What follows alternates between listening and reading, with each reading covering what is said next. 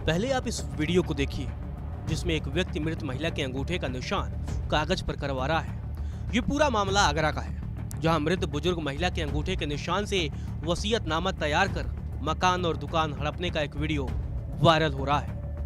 दरअसल कमला देवी की मौत के बाद उनके जेठ के दोनों बेटों ने अंगूठे का निशान लगवाकर वसीयत अपने नाम करवा ली।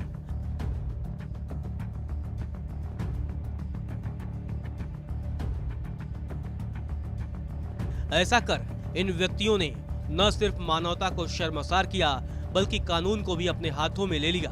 चलिए पूरे वीडियो में आपको वसीयत से जुड़ी सभी कानूनों को बताते हैं। आगरा में बुजुर्ग महिला के साथ जो हुआ, ऐसी धोखाधड़ी के मामले में कितनी सजा है।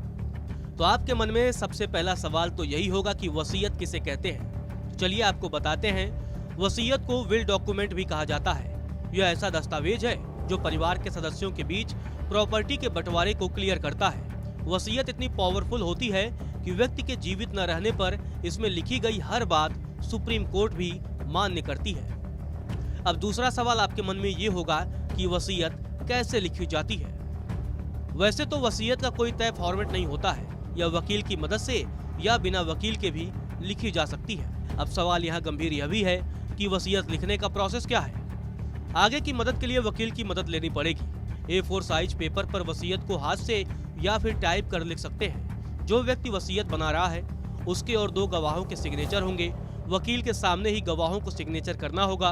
भविष्य में जरूरत पड़ने पर इन गवाहों को अदालत में गवाही के लिए बुलाया भी जा सकता है। अब एक सवाल यह भी है कि आखिर वसीयत कब लागू होती है। तो चलिए आपको बता देते हैं।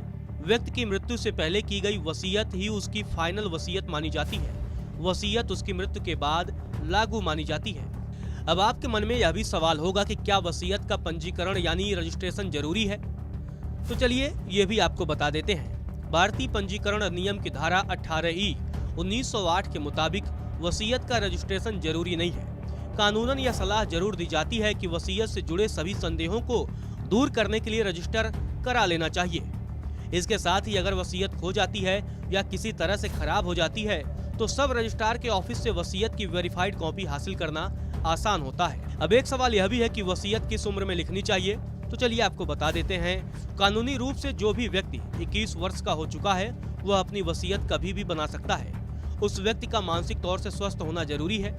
इसके अलावा उस पर रेप, धोखाधड़ी, करप्शन जैसे कोई आरोप न लगे हो। अब आपके मन में एक सवाल यह भी होगा, क्या कोई व्यक्ति एक से ज्यादा वसीयत बना सकता है। तो जवाब है हाँ, यानी बिल्कुल कोई भी एक से ज्यादा वसीयत बना सकता है। इसके लिए शर्त यह है कि आपको पिछली सभी वसीयतों को रद्द कराना होगा। अलग अलग समय में अगर किसी व्यक्ति ने 3 वसीयत बनाई हो तो उसमें जो सबसे हालिया होगी कानून उसे ही मानेगा। अब एक सवाल यह भी है कि क्या वसीयत को कोई चुनौती दे सकता है। तो इसका जवाब भी आप जान लीजिए। वसीयत बनाने वाले की इच्छा नहीं थी, उससे किसी ने जबरन बनवाया हो, ऐसी स्थिति में उसे चुनौती दी जा सकती है। इसके अलावा वसीयतकर्ता वसीयत बनाने की पूरी योग्यता न रखता हो, जैसे उसकी उम्र कम हो या मानसिक तौर पर कमजोर हो, ऐसी स्थिति में भी वसीयत को चुनौती दी जा सकती है। इसके अलावा वसीयतनामे पर सिग्नेचर करते समय वसीयतकर्ता को ये पता न हो कि वो कहाँ साइन कर रहा है या अंगूठा लगा रहा है। इसके अलावा कोर्ट में भी साबित करना होगा कि वसीयत धोखे से और जालसाजी से तैयार की गई है।